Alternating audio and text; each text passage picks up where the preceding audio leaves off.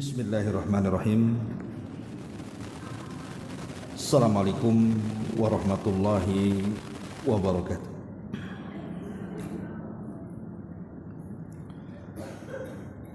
Alhamdulillah,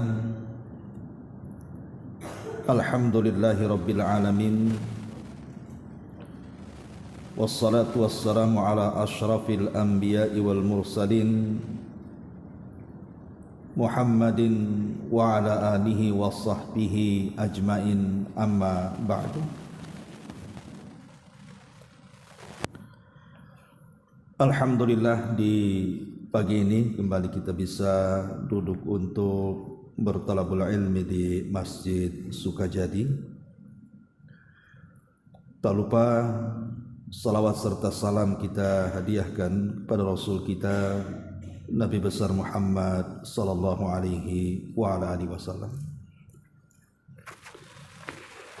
Kita lanjutkan kembali kajian kita, masih membahas 175 jalan menuju surga Allah Azza wa Jalla, dan kita masuk pada poin ke-14 pada halaman 60, bahwa di antara jalan-jalan menuju surga Allah Subhanahu wa taala adalah dengan cara menyebarkan salam.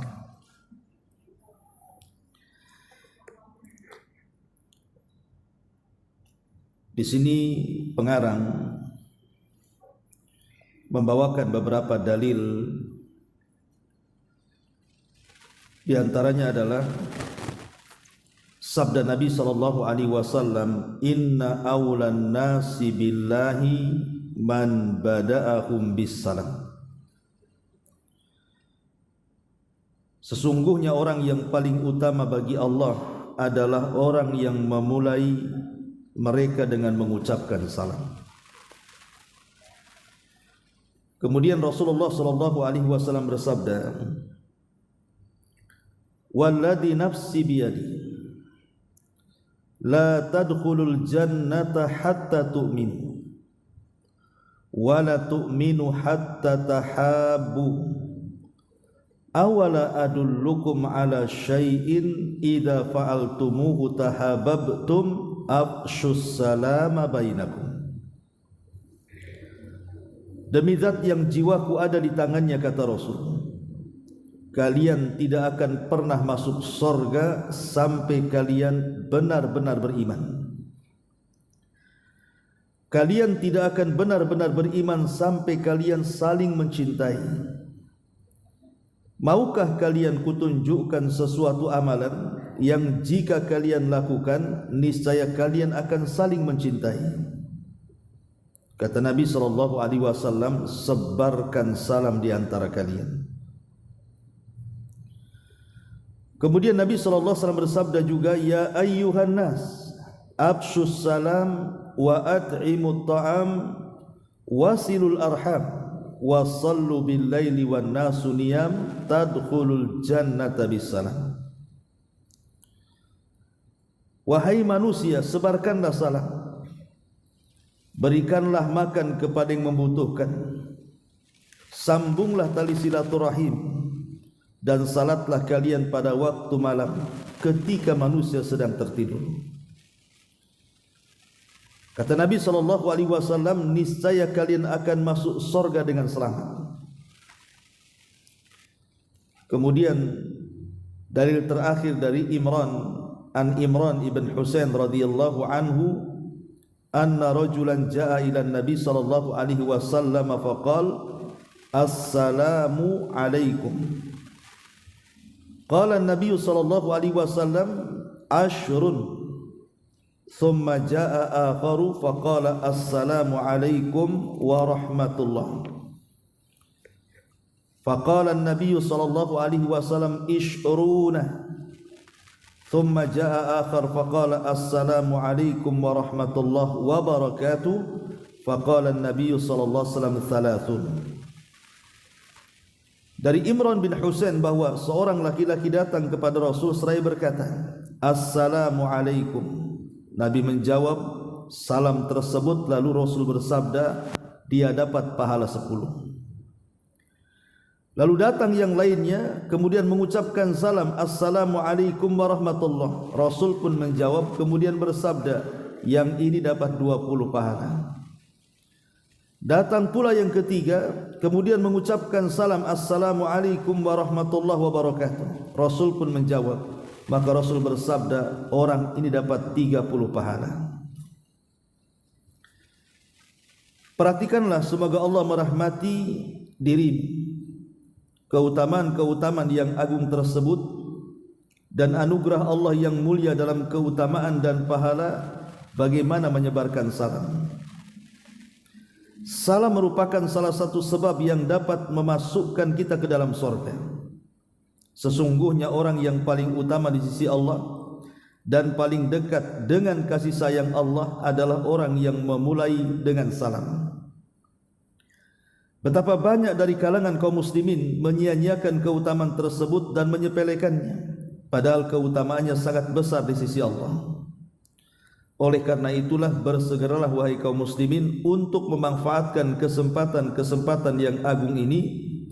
Berusahalah menyebarkan salam kepada orang yang kamu kenal dan yang tidak kamu kenal, baik kaya maupun miskin, baik Arab ataupun non-Arab. Setiap kali orang yang kamu berikan salam adalah orang yang lemah, orang miskin ataupun orang yang tidak ada ikatan maslahat dunia denganmu, maka setiap kali pula salam itu akan menjadi pahala yang paling besar dan paling tinggi di sisi Allah Subhanahu wa ta'ala. Maka barang siapa yang bertawadhu, rendah diri karena Allah, niscaya Allah akan mengangkatnya. Taib. Ma'asyiral muslimat yang dimuliakan Allah Subhanahu wa ta'ala, bicara tentang salam. Kapan sejarah salam ini dimulai? Disebutkan dalam sebuah riwayat, jadi salam ini pertama kali sejarahnya adalah diucapkan oleh Nabiullah Adam alaihi salatu wassalam. Jadi saat Adam diciptakan Allah, kemudian ditiupkan ruh, semata-mata ditiupkan ruh kepada Adam, maka semua malaikat sujud kepada Adam. Di sini bukan sujud ibadah ya, tapi sujud penghormatan. Setelah kemudian Adam alaihi salatu wassalam pun sempurna ruh masuk ke dalam badannya. Artinya dia bisa bergerak tuh badannya, bisa melangkah kakinya. Maka Allah Subhanahu wa ta'ala mengatakan kepada Adam, wahai Adam, jumpailah para malaikat itu yang tadi sujud kepadamu itu, kemudian ucapkan salam kepada mereka. Maka Adam pun kemudian berjalan menemui para malaikat, kemudian Adam mengucapkan salam kepada mereka, Assalamualaikum. Maka malaikat pun menjawab salamnya Adam alaihi salatu wassalam. Maka Allah katakan, ya Adam, salam itu merupakan penghormatan untukmu dan penghormatan untuk umat setelahmu. Dari sini kita tahu bahwa sejarah salam ini yang pertama kali mengucapkan siapa? Nabiullah Adam. Itu ditinjau dari sejarah. Dan salam ini bukan hanya diucapkan di dunia, bahkan sampai kepada sorga salam ini akan tetap menjadi salam penghormatan kita di dalamnya. Makanya penduduk sorga itu dikatakan dalam Al-Quran, salamun alaikum bima sabartum. Keselamatan bagi kalian wahai penduduk sorga atas kesabaran yang kalian lakukan di dunia. Jadi para malaikat yang menjaga sorga itu, ketika kita masuk ke dalam sorga, maka mereka akan mengucapkan selamat kepada kita dengan ucapan salam. Artinya bahwa salam ini bukan hanya ucapan di dunia, tapi sampai juga menuju sorga. Baik, sebelum saya bentangkan keutamaannya, kita akan mengupas dulu apa sih makna salam itu. Kita sering mengucapkan Assalamualaikum dan kita juga sering mendengar Waalaikumsalam warahmatullahi wabarakatuh. Apa sih makna dibalik ucapan salam ini? Sebab banyak orang yang mengucapkan salam tak paham pula dia maknanya. Sehingga karena tidak paham maknanya, tidak paham pula konsekuensinya. Sehingga akhirnya menyamakan ucapan salam dengan ucapan di luar salam. Karena tidak paham maknanya, disangkanya sama saja. Apalagi di zaman sekarang ini, banyak anak-anak gaul itu berusaha mengganti salam itu dengan yang aneh-aneh kan. Hello bro umpamanya. Itu banyak tuh anak-anak muda tuh. Padahal dia seorang muslim, kenapa jadi hello bro pula gitu. Atau yang masyhur sejak dulu sudah ada, selamat pagi, berarti pagi aja selamatnya. Oh siang juga buat selamat siang, selamat petang, selamat malam. Maka kita tahu bahwa Islam itu punya tahiyat sendiri, punya salam penghormatan sendiri. Dan salam penghormatan Islam ini luar biasa kalau kita kupas rahasia di balik makna Assalamualaikum warahmatullahi wabarakatuh. Karena ucapan yang paling sempurna ketika ibu mengucapkan salam adalah Assalamualaikum warahmatullahi wabarakatuh. Sebab kalau ibu mengucapkan Assalamualaikum saja, pahalanya cuma 10 saja.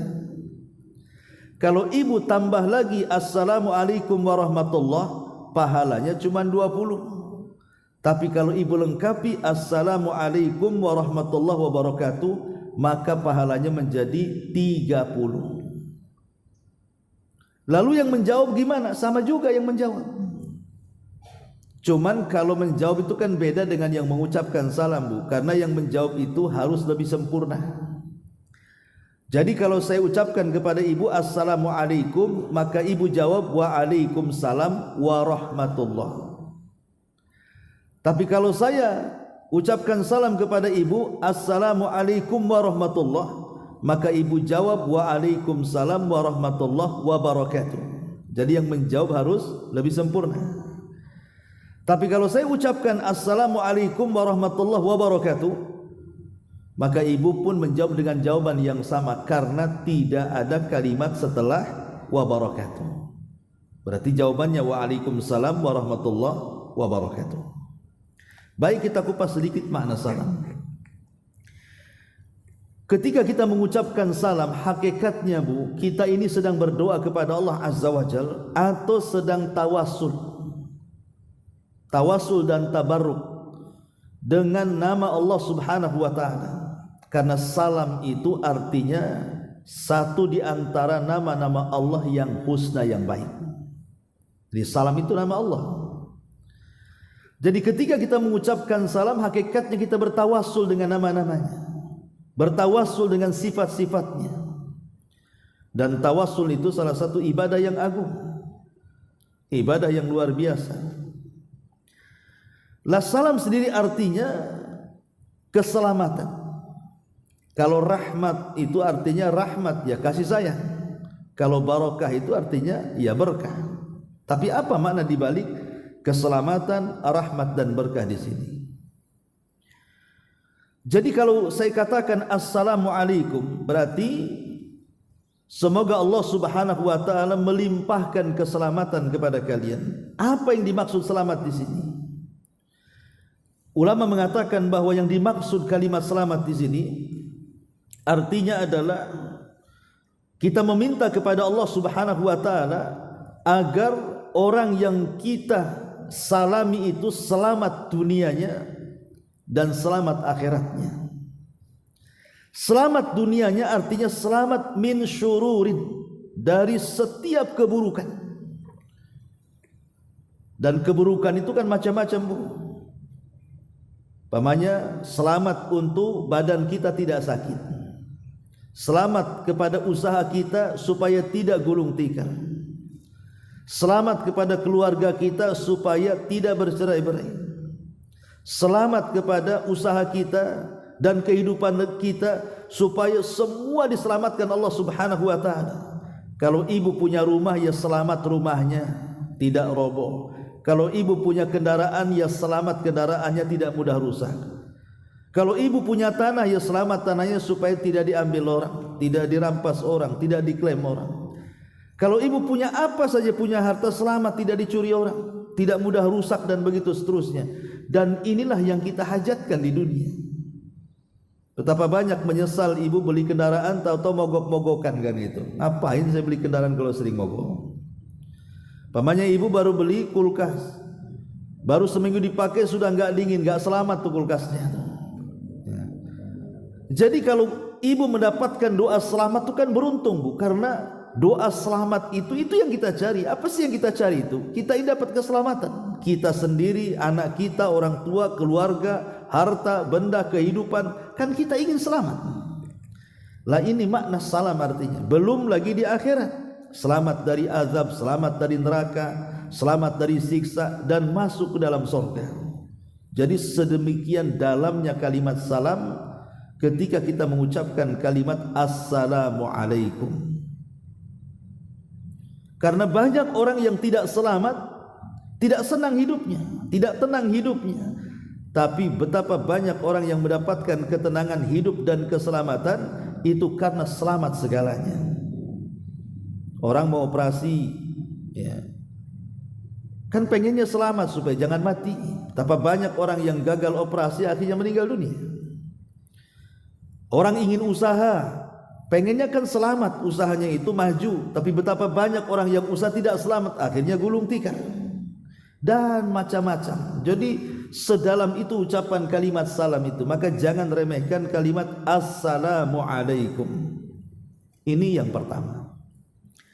Kemudian yang kedua, warahmatullah. Warahmatullah itu artinya rahmah, kasih sayang Allah subhanahu wa ta'ala kepada kita. Jadi semoga Allah subhanahu wa ta'ala memberikan kasih sayangnya kepada kamu, gitu maksudnya. Waalaikumsalam, assalamualaikum warahmatullah, rahmat Allah supaya tercurah kepadamu. Dan kalau Allah sudah sayang dengan kita bu, berarti Allah pasti akan cinta dengan kita. Dan kalau Allah subhanahu wa ta'ala sudah cinta dengan kita, maka semua malaikat akan cinta dengan kita. Bahkan bukan hanya malaikat, semua makhluk yang ada di bumi akan cinta dengan kita. Dan orang kalau diberikan rahmat oleh Allah subhanahu wa ta'ala, maka akan lembut hatinya. Orang-orang yang keras hati itu karena tidak diberikan kasih sayang oleh Allah azza wa jalla. Dan kalau Allah memberikan rahmat kepada kita bu, maka hidup kita ini akan terbimbing. Hati kita tidak mungkin keras, ya. Karena kerasnya hati itu kan pintu semua keburukan. Orang kalau keras hati itu buruk semuanya. Makanya ketika para ulama menjelaskan tentang asar daripada rahmat Allah yang Allah anugerahkan kepada kita, pengaruh, ya, pengaruh, asar itu maksudnya pengaruh daripada rahmat ketika Allah berikan kepada kita, disebutkan oleh para ulama. Di antaranya adalah sababun limaghfiratillahi azza wa jalla.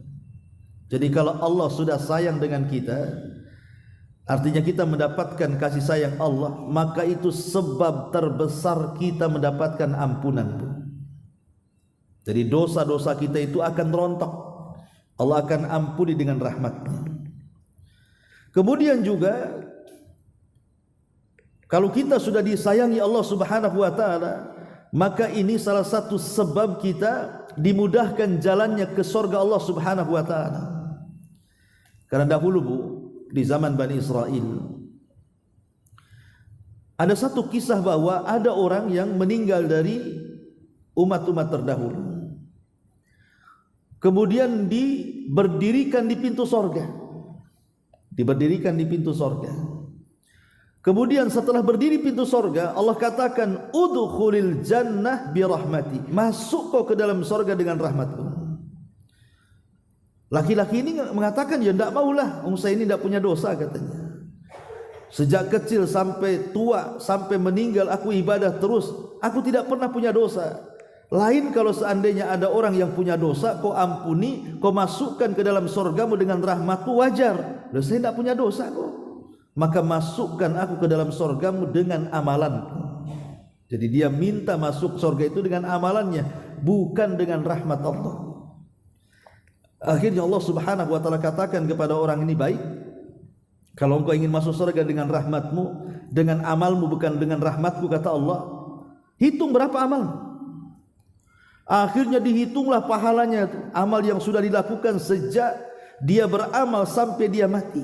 Rupanya pahala yang sudah dikumpulkan sebanyak itu tidak sebanding dengan satu nikmat Allah yang Allah anugerahkan kepadanya berupa penglihatan.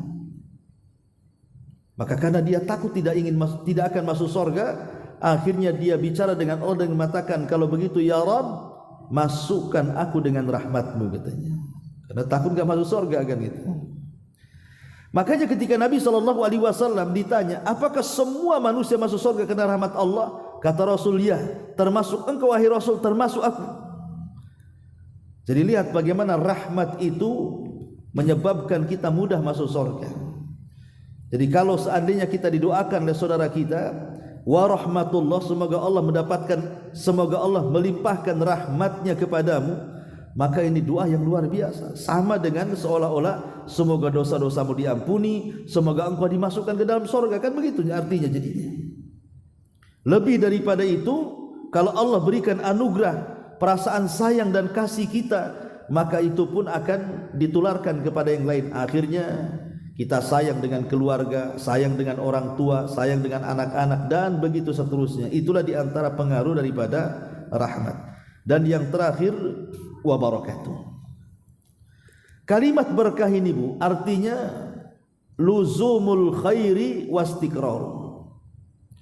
Kalau disebut berkah, berkah itu artinya kebaikan yang menetap pada sesuatu dan tidak akan hilang dan akan terus bertambah. Jadi kalau dalam usaha itu, Allah kalau berkahi usaha ibu, berarti usahanya itu tidak akan bangkrut, kemudian akan untung, dan untungnya akan terus menerus. Nah, itu artinya berkah. Ya, berkah ini kebaikan yang tetap pada seseorang, kemudian kebaikan itu tidak akan hilang dan kebaikan itu akan terus bertambah. Itulah kalimat berkah artinya.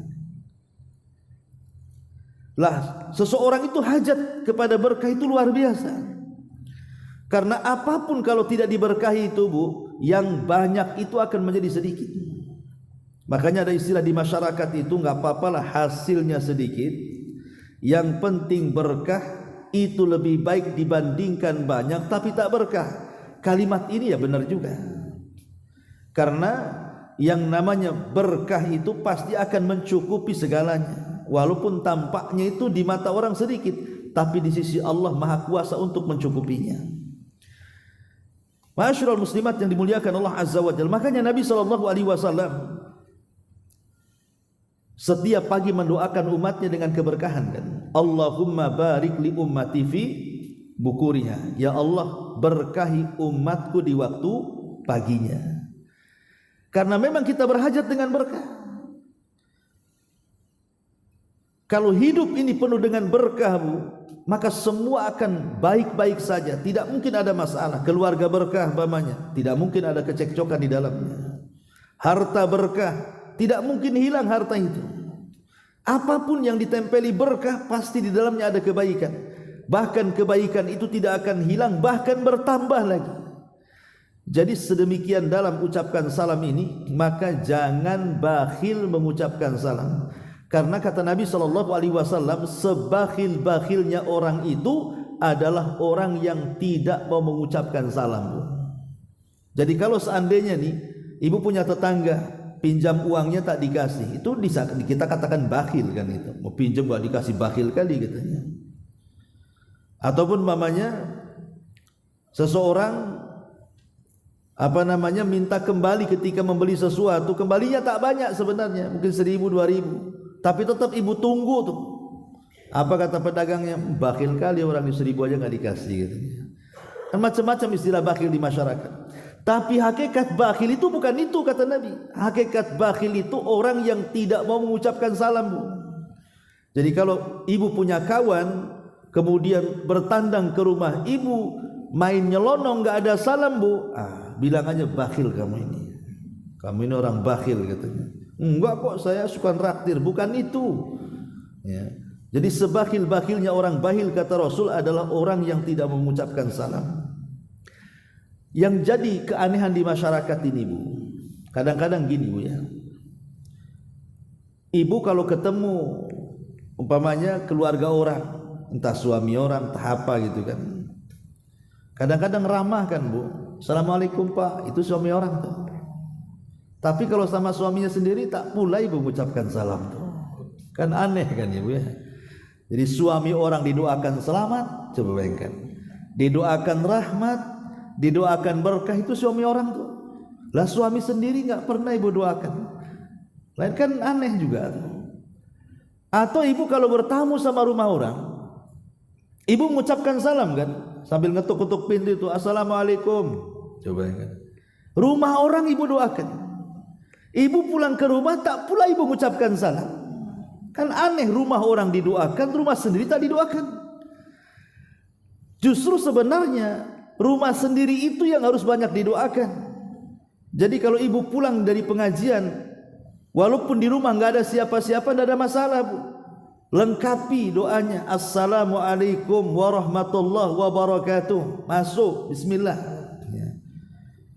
Ustaz nggak ada orang, nggak ada masalah, malaikat yang jawab. Bayangkan ibu mendoakan rumah sendiri, di dalamnya keselamatan, di dalamnya berkah, di dalamnya rahmat, luar biasa. Maka kalau bisa itu banyak-banyak mengucapkan salam di rumah sendiri daripada di rumah orang. Ini yang sering saya kira aneh di masyarakat ini. Orang lain didoakan, keluarga sendiri tak didoakan. Rumah orang lain didoakan, rumah sendiri pula tak didoakan. Padahal tadi saya sudah katakan kandungan salam itu luar biasa. Tetapi kan ada hal-hal yang harus ibu pahami. Ada salam itu kalau ibu dengar wajib dijawab. Ada salam itu kalau ibu dengar tak perlu dijawab. Ya. Ada orang salam itu, kalau ibu mengucapkan salam nih, ibu tak suka kalau ada yang menjawab salam. Contoh umpamanya, kalau ibu ketemu di jalan nih sama kawan, Assalamualaikum maka itu wajib dijawab ya. Waalaikumsalam warahmatullahi wabarakatuh. Wajib kalau ibu tidak jawab berdosa. Tapi kalau ada orang yang sholat di samping ibu, kemudian mengucapkan salam di akhir sholat, Assalamualaikum, ibu tak perlu jawab ya. Kenapa demikian? Karena yang jawab raqib atid itu, nggak perlu dijawab. Orang yang salam dalam sholat itu biarlah malaikat yang jawab ya. Kemudian kalau ibu lewat kuburan Bu, ibu lewat kuburan kan disunahkan mengucapkan salam kan, bukan? Assalamualaikum ya ahla diyar. Kira-kira ibu mau jawaban? Kan nggak mau kan? Kalau dijawab waalaikumsalam warahmatullah, nggak mau lagi buka kuburan kan itu ya. Artinya bahwa kalau saya katakan Assalamualaikum warahmatullahi wabarakatuh, yang pertama mengucapkan salam itu kan hukumnya sunnah. Tapi yang menjawab salam itu hukumnya wajib ya. Tetapi walaupun yang mengucapkan salam itu hukumnya sunnah, yang menjawab itu hukumnya wajib, hakikatnya ibu itu sebenarnya memancing doa orang lain untuk mendoakan kita sebenarnya. Sebab kalau seandainya ibu dengan sengaja datang ke saya, Ustaz, tolonglah doakan saya supaya hidup saya senang, hidup saya berkah, hidup saya ini dilindungi oleh Allah, dijaga oleh Allah, dan begitu seterusnya. Bisa saja saya doakan, bisa tidak. Kalau bahasanya seperti itu Bu. Tapi kalau ibu mancing saya mendoakan doa tadi, cukup ibu mengucapkan salam saja, saya pasti doakan ibu. Artinya salam itu sebenarnya memancing doa orang untuk mendoakan kita, karena yang menjawab itu harus lebih lengkap daripada yang mengucapkannya. Bahkan di zaman Nabi SAW ada seorang sahabat namanya Abdullah ibnu Umar radhiyallahu anhuma, putra Umar ibn Khattab. Setiap hari Bu, kalau dia senggang waktu, selalu datang ke pasar. Bukan untuk beli-beli, tidak. Dia hanya ingin mengucapkan salam kepada pembeli, kepada penjual, kepada anak-anak, kepada yang datang di pasar. Setiap ketemu Assalamualaikum, setiap ketemu Assalamualaikum. Bayangkan kalau orang satu pasar 100 orang, 100 orang dia salami, 100 orang pula dia dapat doa.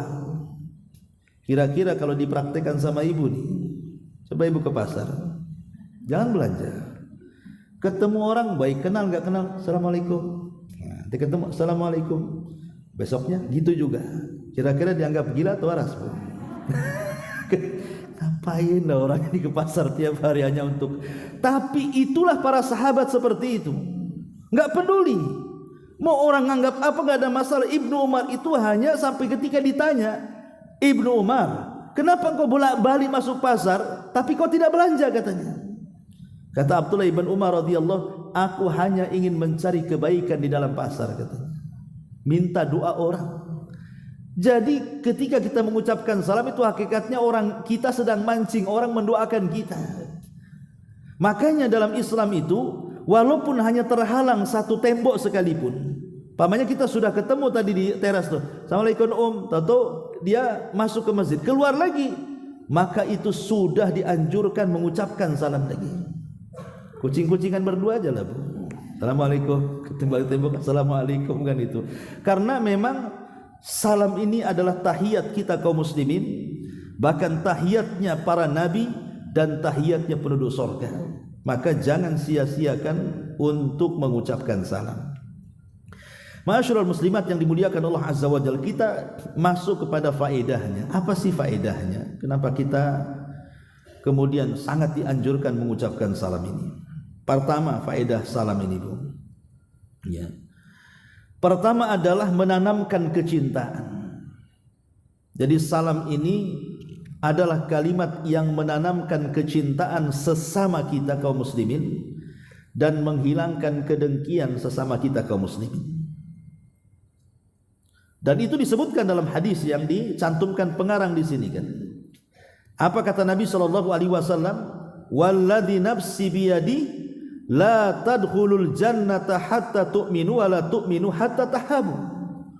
Awala adullukum ala syai'in idza fa'altumuhu tahabbtum afsus salama bainakum. Kata Nabi SAW, demi zat yang jiwaku berada di tangannya, kalian tidak akan masuk surga kalian sampai kalian beriman, dan kalian tidak dinyatakan beriman sampai kalian saling mencintai. Maukah kuhabarkan kepada kalian sebuah amalan yang kalau kalian kerjakan pasti kalian saling mencintai? Kemudian Rasul mengatakan, sebarkan salam di antara kalian. Dan saya pastikan, Bu, siapapun yang membenci ibu, kalau seandainya ibu ingin baik dengan dia, kalau langsung bicara, Bu, biasanya orang itu tidak mungkin mau menerima pembicaraan kita. Jawab aja, Bu, mungkin melengos dia wajahnya, kan. Namanya ada ibu bermasalah dengan tetangga, mau ngomong sama dia, kadang-kadang segan, Bu, namanya bermasalah, kan, gitu. Mau ngomong dari mana ujung pangkalnya pun bingung kita. Tapi sebenarnya Islam itu sudah mengajarkan bagaimana caranya supaya kita ini melembutkan hati orang yang bermasalah dengan kita. Cukup ibu lemparkan salam saja. Jadi kalau ibu mau ke pasar, lewat rumah dia, nampak dia sedang nyapu, assalamualaikum mungkin awalnya nggak mau jawab, ya. Besok-besok ibu ucapkan salam lagi. Mungkin juga kedua belum mau menjawab. Boleh jadi ketiga, keempat tuh nanti jawab tuh. Walaupun mungkin keempat, kelima mungkin gitu aja ya nggak paham tuh bahasanya. Kadang-kadang main salam ujungnya saja. Tapi lama-lama insya Allah sabda Nabi SAW tidak mungkin bohong. Pasti lama-lama dia akan lembut hatinya tuh. Jadi kalau ibu mau bingung dari mana mulainya, saya harus ngomong sama dia, nggak usah bingung, ucapkan salam. Dari salam ini dimulai. Nah, kalau sudah cair baru ngomong nanti. Karena Nabi yang mengatakan seperti itu. Ini yang pertama. Jadi salam itu akan menumbuhkan perasaan cinta. Kemudian yang kedua, ketika ibu terus menyebarkan salam, hakikatnya ibu sedang membuat marah orang-orang kafir. Karena di zaman Nabi SAW, orang yang tidak suka dengan salam kita kaum muslimin itu orang-orang Yahudi. Jadi orang Yahudi itu paling benci dengan ucapan salam. Jadi kalau kita umpamanya sering mengucapkan salam, berarti hakikatnya membuat marah orang-orang kafir. Membuat marah orang-orang kafir karena orang kafir tidak suka dengan salam. Dan ini keutamaan ketika kita menyelisih orang-orang kafir, berarti kita sedang meninggikan Islam, karena kejayaan Islam itu salah satunya ketika kita menyelisihi orang kafir. Contoh umpamanya hadis Nabi SAW mengatakan, la tazalun nas bi khairin ma'ajjalul fitra wa yuakhiru sahur. Umat Islam ini akan senantiasa jaya apabila mereka mau mengakhirkan menyegerakan berbuka dan mengakhirkan sahur, kan begitu dalam hadis itu.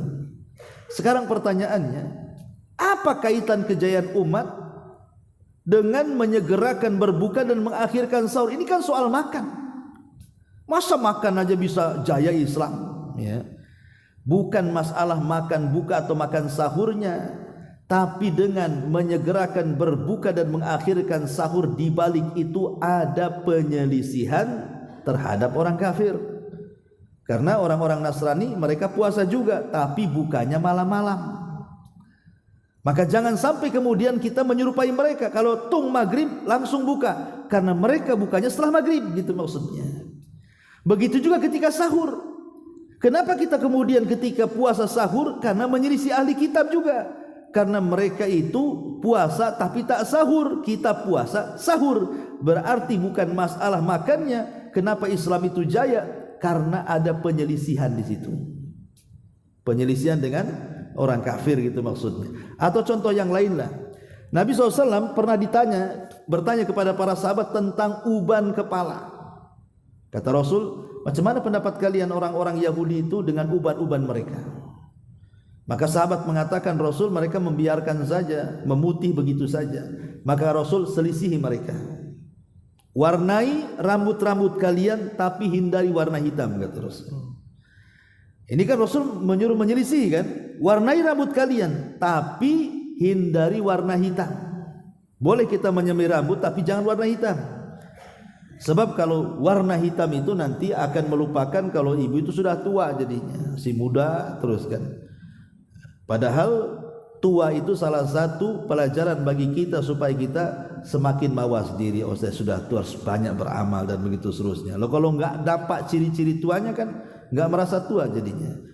Maka boleh menyemir dengan warna lain, tapi jangan hitam, gitu maksudnya. Kemudian yang ketiga, kenapa salam ini sangat dianjurkan? Karena tadi ibsa'uhu sababun li barakatillahi azza wa jalla. Dengan menyebarkan salam itu menyebabkan sebab kita mendapatkan berkah dari Allah Subhanahu wa taala. Anas ibn Malik yang membantu Nabi sallallahu alaihi wasallam selama 10 tahun. Jadi Anas itu putra daripada Rumaisah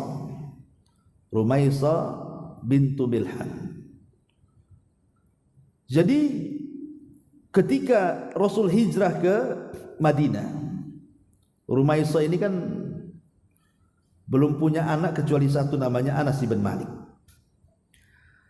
Lah ketika semua wanita banyak yang bersedekah dengan gelang, dengan anting, dengan emas-emas mereka kepada Rasul, dia tidak ada yang disedekahkan. Tapi dia ingin sedekah. Kemudian dia melirik anaknya yang usia 10 tahun itu, namanya Anas bin Malik. Dibawanya Anas bin Malik ke hadapan Rasul, ya Rasulullah, aku sedekahkan putraku, katanya. Disedekahkan putranya. Maksudnya disedekahkan bukan disedekahkan kayak menyedekahkan emas, bukan. Maksudnya disedekahkan, jadikan dia pembantumu sesuka kamu. Pakai tenaganya, itu maksudnya. Makanya sejak itu Anas menjadi pembantu Rasul sampai Rasul wafat. Lah Nabi SAW saking sayangnya dengan Anas bin Malik karena sudah membantu dia, kan, tanpa dibayar. Maka Nabi mengatakan kepada Anas bin Malik, ya bunai, idza dakhalta ila baiti ahlika fasallim alaiha takun barakatan laka wa barakatan li ahli baitika. Wahai Anas, kalau engkau masuk ke rumah keluargamu, jangan lupa ucapkan salam. Karena salam itu sebab Anda mendapatkan berkah dan keluarga Anda juga mendapatkan berkah. Jadi salam itu sebab daripada datangnya berkah. Ini yang berikutnya. Kemudian juga di antara faedah daripada salam ini sendiri, ya. Salam itu sendiri adalah berdasarkan hadis Nabi SAW adalah sebab termudah orang masuk ke dalam surga. Ini hadisnya yang kita baca ini dalam buku adalah ya ayyuhan nas absus salam wa at'imu ta'am wa sallul arham wa sallu bil laili wan nasu niyam tadkhulul jannata bisalam. Wahai para manusia, sebarkan salam, berikanlah makan, sambunglah tali silaturahim, salatlah kalian pada waktu malam ketika manusia sedang tidur, niscaya kalian akan masuk surga dengan selamat. Ucapan Nabi ini, Bu, adalah ini khutbah pertama kali Nabi. Ini ucapan ayuhan nas ini adalah ucapan pertama Rasul ketika sampai di Madinah. Jadi ketika Rasul hijrah dari Mekah ke Madinah, Rasul kan disambut oleh para sahabat di daerah Kuba. Sebelum masuk ke Madinah ada namanya Kuba. Makanya kalau ibu pernah umroh, biasanya ada kunjungan ke beberapa tempat bersejarah kan, traveling. Salah satunya kan ke Masjid Kuba ya. Lah Kuba itulah yang pertama kali Rasul sampai di Madinah, itu daerah Kuba tuh. Disitulah dia disambut oleh para sahabat Nabi SAW dari kalangan Ansor, dan Rasul pun berkhutbah di tengah-tengah mereka. Lah khutbah pertama kali adalah kalimat ini, ayyuhan nas absus salam wa at'imu ta'am wasilul arham wa sallu bil laili wan nasu niyam tadkhulul jannata bisalam. Lah ketika Rasul mengucapkan kalimat ini, ada salah satu tokoh Yahudi namanya Abdullah ibnu Salam. Itu satu di antara tokoh-tokoh besar Yahudi yang menjadi rujukan orang-orang Yahudi Madinah. Ketika mendengar Rasul berceramah dengan kalimat ini, dia tidak ragu lagi bahwa dia seorang nabi. Langsung datang kepada Rasul, kemudian mengucapkan, ya Muhammad asyhadu an la ilaha illallah wa annaka rasulullah. Masuk Islam dia. Dan ini satu-satunya tokoh Yahudi yang masuk Islam gara-gara mendengar kalimat ini. Salah satu kandungannya adalah sebarkan salam. Lihat, orang Yahudi tokohnya saja bisa masuk Islam tuh ya. Maka seharusnya kita juga harus memiliki pengaruh ketika mengucapkan salam. Makanya kalau paham isi kalimat salam, saya kira orang tidak mungkin mengganti dengan kalimat yang lainnya. Maka saya nasihatkan, jangan tinggalkan kalimat salam. Wallahu a'lam bishawab. Ini sebagai keterangan ringkas saja. Taib, sebelum saya tutup, kalau ada yang bertanya silakan.